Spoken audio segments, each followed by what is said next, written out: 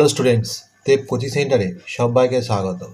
আজ সমরেন্দ্র মোদকের লেখা নবম শ্রেণীর ভূগোল ও পরিবেশ এই বই থেকে দ্বিতীয় অধ্যায় পৃথিবীর গতিসমূহ এর অনুশীলনীর পার্ট 3 প্রশ্নোত্তর নিয়ে আলোচনা করব। আজ আগের প্রশ্ন দেখো, সংক্ষিপ্ত ব্যাখ্যামূলক উত্তরধর্মী প্রশ্নাবলী। প্রত্যেকটার মানটি। 1 নম্বর প্রশ্ন দেখো, আবর্তন গতির অপর নাম আহ্নিক গতি কেন? এর উত্তর লিখবে, অর্ণ কথাটির অর্থ দিন। অর্ণ থেকে আহ্নিক শব্দটির উৎপত্তি। নিজের মেরুদণ্ডের চারিদিকে একবার সম্পূর্ণ আবর্তন করতে পৃথিবীর সময় লাগে 23 ঘন্টা 56 মিনিট 24 সেকেন্ড, অর্থাৎ 24 ঘন্টা বা একদিন। পৃথিবীর একবার সম্পূর্ণ আবর্তনের সময়কে একদিন বা এক অর্ণ ধরা হয় বলে এই গতিকে পৃথিবীর আহ্নিক গতি বলা হয়। এরপরে 2 নম্বর প্রশ্ন দেখো, পৃথিবীর আবর্তন বেগ সর্বত্র একই নয় কেন? এর উত্তর লিখবে, পৃথিবী 23 ঘন্টা 56 মিনিট 4 সেকেন্ডে নিজের অক্ষের ওপর একবার আবর্তন করে। পৃথিবীর বিভিন্ন অক্ষরেখায় পরিধি বিভিন্ন হওয়ার কারণে বিভিন্ন অক্ষরেখার আবর্তনের বেগের তারতম্য হয়। নিরক্ষরেখা বরাবর পৃথিবীর পরিধি সবচেয়ে বড়, তাই নিরক্ষরেখা বরাবর পৃথিবীর আবর্তনের বেগও সর্বাধিক। নিরক্ষরেখায় পৃথিবীর আবর্তন বেগ ঘন্টায় 1675 কিলোমিটার। নিরক্ষরেখা থেকে মেরুর দিকে যত যাওয়া যায় ততই পৃথিবীর পরিধি ক্রমশ ছোট হতে হতে মেরুতে শূন্য হয়, তাই নিরক্ষরেখা থেকে মেরুর দিকে পৃথিবীর আবর্তনের বেগও কমে যায়। পরের প্রশ্ন দেখো, পৃথিবীর আবর্তনের প্রভাবে আমরা ছিটকে পড়ি না কেন? এর উত্তর লিখবে, ভূপৃষ্ঠে অবস্থান করার সঙ্গে সঙ্গে মানুষ, জীবজন্তু, যাবতীয় জিনিসপত্র প্রভৃতি পৃথিবীর সঙ্গে একই গতিতে আবর্তন করে বলে আমরা পৃথিবীর আবর্তন গতি অনুভব করতে পারি না। অন্যদিকে ভূপৃষ্ঠের অবস্থিত সমস্ত বস্তুকে পৃথিবীর অভিকর্ষ শক্তির বলে নিজের কেন্দ্রের দিকে আকর্ষণ করে বলে আমরা পৃথিবী পৃষ্ঠ থেকে ছিটকে পড়ি না। এর পরের প্রশ্ন দেখো, আবর্তন গতি ও পরিক্রমণ গতির মধ্যে পার্থক্য লেখো। এর উত্তরে ভিত্তি আবর্তন গতি পরিক্রমণ গতি বলে ভাগ করবে। 1 নম্বর সংজ্ঞা, পৃথিবী নিজের অক্ষের ওপর পশ্চিম থেকে পূর্বে ঘুরে চলেছে, একেই পৃথিবীর আবর্তন গতি বলে। এদিকে লিখবে, সূর্যকে মাঝখানে রেখে পৃথিবীর নির্দিষ্ট কক্ষপথে ঘুরে চলেছে, একেই পৃথিবীর পরিক্রমণ গতি বলে। 2 নম্বর সময়, সূর্যকে সামনে রেখে পৃথিবীর আবর্তনের সময় লাগে 23 ঘন্টা 56 মিনিট 4 সেকেন্ড বা 24 ঘন্টা। এদিকে লিখবে, সূর্যকে মাঝখানে রেখে পৃথিবীর পরিক্রমণের সময় লাগে 365 দিন 5 ঘন্টা 48 মিনিট 46 সেকেন্ড বা 365 দিন 6 ঘন্টা। 3 নম্বরে গতিবেগ, পৃথিবীর আবর্তনের বেগ সব জায়গায় সমান নয়, নিরক্ষরেখায় সবচেয়ে বেশি এবং মেরুবিন্দুতে শূন্য। এদিকে লিখবে, অনুসর অবস্থানে পৃথিবীর পরিক্রমণ বেগ বাড়ে এবং অবসর অবস্থানে কমে।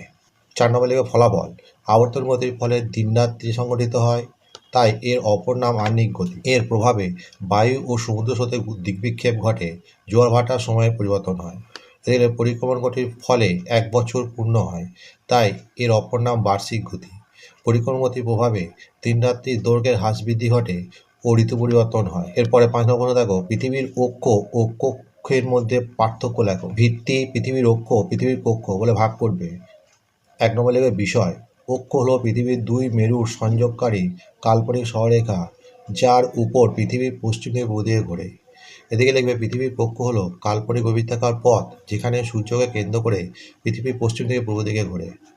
2 নম্বর লিখবে দৈর্ঘ্য, পৃথিবীর অক্ষ 12,714 কিলোমিটার দীর্ঘ, যাকে মেরু ব্যাস বলে। এদিকে লিখবে, পৃথিবীর কক্ষের দৈর্ঘ্য হলো 96 কোটি কিলোমিটার। 3 নম্বর লিখবে, অক্ষের ওপর ভিত্তি করে আবর্তনের ফলে পৃথিবীতে দিনরাত্রি হ্রাস বৃদ্ধি হয়। এদিকে লিখবে, কক্ষপথ ধরে পৃথিবী সূর্যকে প্রদক্ষিণ করছে বলে পৃথিবীতে ঋতু পরিবর্তন হয় এবং বছর পূর্তি ঘটে। এরপরে 6 নম্বর প্রশ্ন দেখো, শীতকালে সূর্যকে বড় ও গ্রীষ্মকালে ছোট দেখায় কেন? এর উত্তর লিখবে, সূর্য পরিক্রমার সময়ে পৃথিবীর মেরু রেখা তার কক্ষতলের সঙ্গে 66.12 কোণে অবস্থান করার জন্য শীতকালে পৃথিবীর দক্ষিণ গোলার্ধে সূর্যের কাছে সরে আসে এবং ওই সময় পৃথিবীর উত্তর গোলার্ধ দক্ষিণ গোলার্ধের তুলনায় সূর্য থেকে বেশি দূরে অবস্থান করে।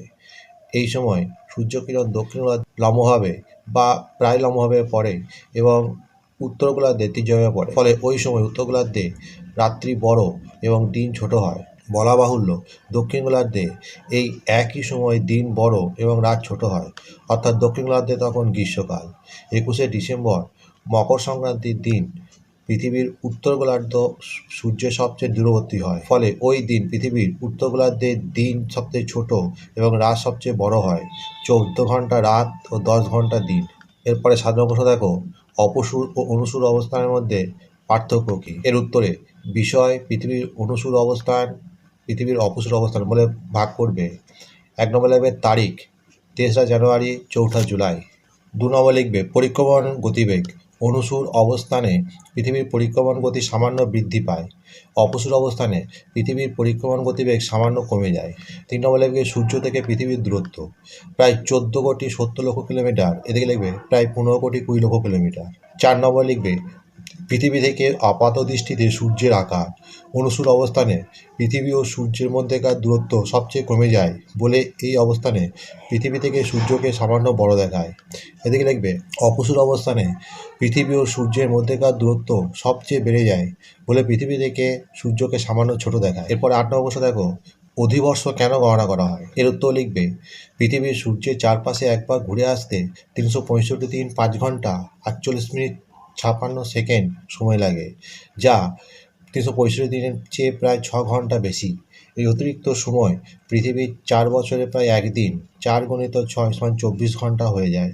ক্যালেন্ডারের সাথে ঋতুচক্রের মিল রাখতে প্রতি বছরে ফেব্রুয়ারি মাসে 1 দিন বাড়িয়ে 366 দিন বছরটিকে গণনা করা হয়, যা অধিবর্ষ।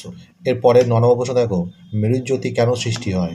এর উত্তর লিখবে থার্মোস্ফিয়ারের অন্তর্গত আয়নোস্ফিয়ারে থাকা অক্সিজেন নাইট্রোজেনের অণুগুলি সূর্য থেকে বিচ্ছুরিত উচ্চ শক্তিসম্পন্ন গামা রশ্মি এবং এক্স রশ্মির প্রভাবে আয়নিত হয়। এর ফলে বিভিন্ন আধানযুক্ত কণা এবং সেই সঙ্গে অসংখ্য মুক্ত ইলেকট্রন উৎপন্ন হয়। এই আধানযুক্ত কণাগুলির সঙ্গে ভূচৌম্বক ক্ষেত্রে ক্রিয়া প্রতিক্রিয়া মেরু অঞ্চলের আকাশে যে উজ্জ্বল আলোকপ্রভা বা ছটা সৃষ্টি হয় তাকে মেরুজ্যোতি বলা হয়। উত্তর মেরুতে সৃষ্ট মেরুজ্যোতিকে সুমেরু প্রভা এবং দক্ষিণ মেরুতে সৃষ্ট মেরুজ্যোতিকে পূর্ব প্রভা বলে। আজকে শেষ প্রশ্ন দেখো, পৃথিবীতে কেন ঋতু পরিবর্তন হয়? এর উত্তর লিখবে পৃথিবীর বার্ষিক গতির ফলে ঋতু পরিবর্তন হয়। পৃথিবীর বার্ষিক গতির ফলে সূর্যরশ্মি কোথাও লম্বভাবে আবার কোথাও তির্যকভাবে পড়ে, ফলে তাপমাত্রার পার্থক্য ঘটে এবং ঋতু পরিবর্তন হয়। বার্ষিক গতির ফলে দিন ও রাতের ভাঁজ বৃদ্ধি ঘটে।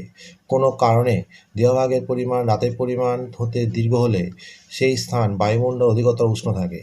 এইভাবে বছরের বিভিন্ন সময় ভূপৃষ্ঠের সর্বত্র তাপের তারতম্য হয় এবং ঋতু পরিবর্তন ঘটে।